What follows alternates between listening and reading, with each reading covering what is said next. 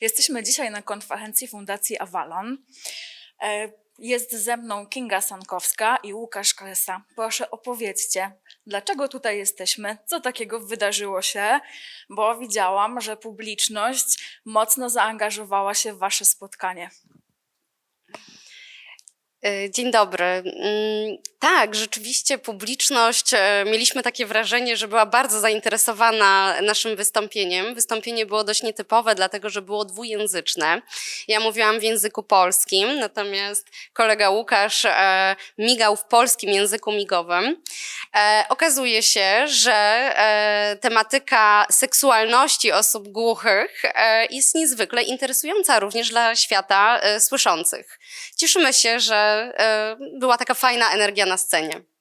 No właśnie, bo tematem waszego wystąpienia było Pomigajmy o seksie. Łukasz, pytanie do ciebie. Słyszący często narzekają, że w zasadzie ciężko jest o seksie, seksualności rozmawiać, ponieważ albo w języku polskim mamy słowa takie związane z medycznym ujęciem, albo z kolei bardziej wulgarne. A polski język migowy zdaje się być takim językiem ciała, wizualno-przestrzennym. Czy rzeczywiście głuchym jest łatwiej rozmawiać o seksie, czy jest to bardziej kwestia języka, czy kultury w Polsce w ogóle? Dobre pytanie. Tak naprawdę trudno odpowiedzieć, ale są różne grupy.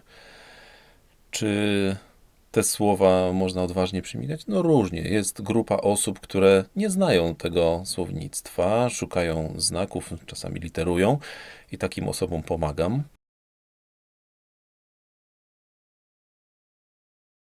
Czasami jest tak, że ludzie znają te słowa, ich znaczenia, ale nie wiedzą, jakiego znaku migowego użyć. Są osoby, które na przykład migają, ale są to te wersje wulgarne, więc muszę ich nauczyć. To mniej więcej analogicznie do osób słyszących. Na przykład mamy słowo, ale nie mamy znaku języka migowego, więc muszę wytłumaczyć, o co chodzi.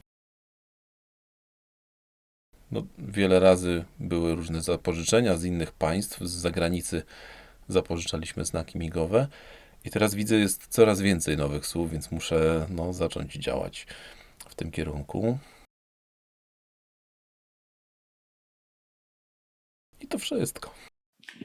Kingo, a ty pracujesz zarówno z osobami słyszącymi, jak i głuchymi. Czy z twojej perspektywy jest jakaś różnica w komunikacji, opowiadaniu, problemach, którą zauważasz pomiędzy słyszącymi a osobami głuchymi? Tak, oczywiście te rozmowy czy konsultacje wyglądają zupełnie inaczej. Ja zawsze muszę mieć pewność podczas konsultacji seksuologicznej, że rzeczywiście dobrze zrozumiałam swojego klienta, że rozmawiamy tak naprawdę o tym samym. Dlaczego? Dlatego, że zgłaszają się do mnie osoby nie tylko z Warszawy, ale również i z innych miejscowości. W Polsce dochodzi jeszcze problem regionalizacji polskiego języka migowego. Troszeczkę inaczej migamy w Warszawie, troszeczkę inaczej na południu kraju, jeszcze inaczej na północy.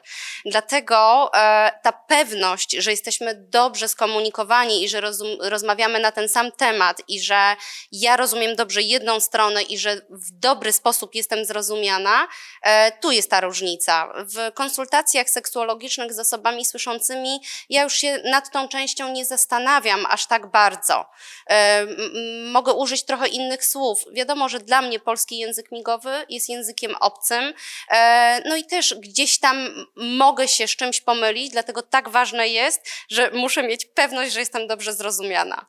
Tematem konferencji jest między innymi ciało pozytywność. Chciałabym, żebyście wyjaśnili, na czym to dokładnie polega, co to pojęcie oznacza i z jakimi reakcjami spotykacie się, kiedy prowadzicie warsztaty czy spotykacie się w jakimś szerszym gronie na konferencjach. Jak ten trend ciało pozytywności jest odbierany i tutaj może powiem, do czego zmierzam, ponieważ Kinga Kinga w Centrum Rozwoju Głuchych prowadziłaś warsztaty dla nastolatek i tam właśnie promowaliśmy ten element ciało pozytywności i pojawiły się negatywne komentarze, że jest to promowanie i brzydoty, i otyłości, że jest to coś negatywnego. Czy na pewno dobrze rozumiemy, czy widzowie mają świadomość, czym ta ciało pozytywność jest i co to oznacza? Ja, Łukasz? To może ja zacznę, dlatego że rzeczywiście były takie komentarze przy okazji tych warsztatów o ciało pozytywności, gdzie już wówczas wtedy wyjaśniłam, że z tym aspektem wiąże się przede wszystkim akceptacja, tak? Nie możemy z góry określać, że inny wygląd czy odmienność jest czymś złym. Tak samo środowisko osób głuchych, dla nas, dla słyszących, często izolujemy się od tego środowiska, dlatego że nie znamy ich. Kiedy słyszymy różne dźwięki, grupkę osób słyszących, różne dźwięki, kiedy się wypowiadają, no troszeczkę jesteśmy wystraszeni, boimy się, więc tym samym po prostu odgradzamy się od tej grupy społecznej.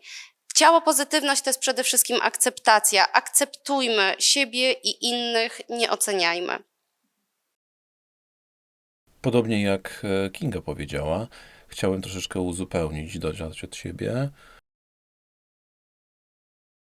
Przeważnie główny problem to wpływ na ludzi. To znaczy, jeśli ktoś jest ciało pozytywnym, jest świadomy swojego ciała, akceptuje siebie i to, no właśnie to o to chodzi. Jeszcze dodam taką kwestię, jak właśnie przekładanie różnych terminów z języka polskiego na polski język migowy. Założę się, że jeżeli byśmy zamigali taki zwrot stricte ciało pozytywny, tak, to większość głuchych pewnie nie rozumiałaby, o co chodzi. Natomiast kiedy właśnie opowiemy szerzej na ten temat, tak jak teraz odpowiadając Ci, Małgosiu, na to pytanie, oczywiście głusi będą rozumieli, na czym to polega.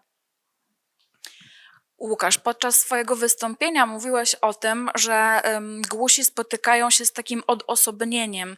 Mówiłeś o samotności, o tym, że często osoby słyszące podczas rozmowy mówią: a, nieważne, opowiem ci później. Jak myślisz, jaki to ma wpływ na takie budowanie właśnie akceptacji, o której mówiliście, takiego poczucia tożsamości, bycia w zgodzie z sobą, no kiedy przez takie zachowanie otoczenia mamy poczucie bycia kimś nieważnym, tak? Któremu nawet nie warto zrelacjonować, o czym najbliższa rodzina rozmawia. Długie pytanie. Dobrze. Muszę pomyśleć. Ja czuję, tak naprawdę nie obwiniam rodziców. Mają prawo nie wiedzieć. Kiedyś czasy były troszkę inne. Nie było jakiejś promocji czy tematu PJM, w jaki sposób nawiązywać korelacje z osobami głuchymi. Nie było takich tendencji. Ja już się nauczyłem akceptować siebie. Szukałem, znalazłem swój świat. Tak. Mówię, że znalazłem mój świat. I tak naprawdę rodzice, mogę powiedzieć, że jestem im bardzo wdzięczny, że mogłem sam się rozwijać dzięki temu. I nie chcę powiedzieć, że uciec. Nie, to ja sam zdecydowałem się przeprowadzić do Warszawy, żeby zmienić swoje życie troszeczkę. Rodzice, powiedzmy, prowadzili mnie w życiu. Dzięki pomocy rodzicom stałem się samodzielny, mogłem podjąć taką decyzję. Tak, no myślę, że to wszystko. Chętnie dodam w kwestii właśnie tej tożsamości. Głusi mają, z badań przynajmniej tak wynika, olbrzymie problemy właśnie z poczuciem tożsamości, do którego świata oni tak naprawdę należą. Czy jest to świat głuchych, czy jest to świat słyszących, czy jest to gdzieś pomiędzy. Jeszcze inna sytuacja jest z osobami słabosłyszącymi, jeszcze inna sytuacja z osobami głuchymi, które są zaimplantowane bądź mają aparaty słuchowe. To są bardzo złożone kwestie i na pewno ważny temat do dalszych badań. No właśnie, wydaje mi się, że często zapominamy o tym, jak zróżnicowane jest to środowisko. Dzisiaj mówiliście też dużo o osobach głuchych, o pisowni z wielkiej litery, czyli o tych osobach utożsamiających się z kulturą głuchych, znających polski język migowy. Ale mamy też, tak jak wspomniałaś, wiele osób głuchych przez tą małą literkę G, czy osób słabosłyszących, które gdzieś są w zasadzie pomiędzy tymi światami, zbyt głusi dla słyszących, a zbyt słyszący dla głuchych. Jesteście też specjalistami, świetnie wyedukowanymi, więc mam do Was takie pytanie, czy wiedzę na temat seksualności osób głuchych bardziej pozyskujecie z doświadczenia, z obserwacji, z praktyki, z bycia w środowisku, czy rzeczywiście poziom nauki w Polsce dostarcza Wam takich danych, takich informacji, które ułatwiałyby Wam pracę? Czy jednak jest to w dużej mierze oparte na Waszym doświadczeniu i wiedzy? Pytam o takie kwestie stricte naukowe. Ja przyznam szczerze, że swoją wiedzę zdobywam z doświadczenia i z kontaktów z osobami właśnie głuchymi. Niestety nie ma praktycznie żadnych badań, jeżeli chodzi o kwestie związane z seksualnością. Te badania są niezwykle potrzebne, żebyśmy mogli po prostu różnego rodzaju rozwiązania wdrażać na podstawie właśnie badań, na podstawie jakichś twardych danych, a nie na podstawie naszych tylko i wyłącznie przemyśleń. To jest coś, co trzeba ewidentnie poprawić u nas w Polsce. Tak, tak. Mogę dołożyć, zgadzam się z Kingą, to o czym powiedziała. Może być tak, że mamy doświadczenia w obserwacji, a może być tak, że się mylimy. To prawda, że musimy zacząć robić badania w tym zakresie, to prawda. Łukasz, jesteś lektorem PJM-u, oprócz tego, że seksuologiem. Widziałam reakcję publiczności, jak bardzo byli zainteresowani w momencie, kiedy pokazywaliście różne znaki polskiego języka migowego związane z seksualnością. Czy rzeczywiście osoby słyszące interesuje ten temat i czy często spotykasz się z pytaniami, a jak się miga to, a jak się miga tamto? Często tak, słyszący pytają, a jak to zamigać? A to jest ciekawe dla nas.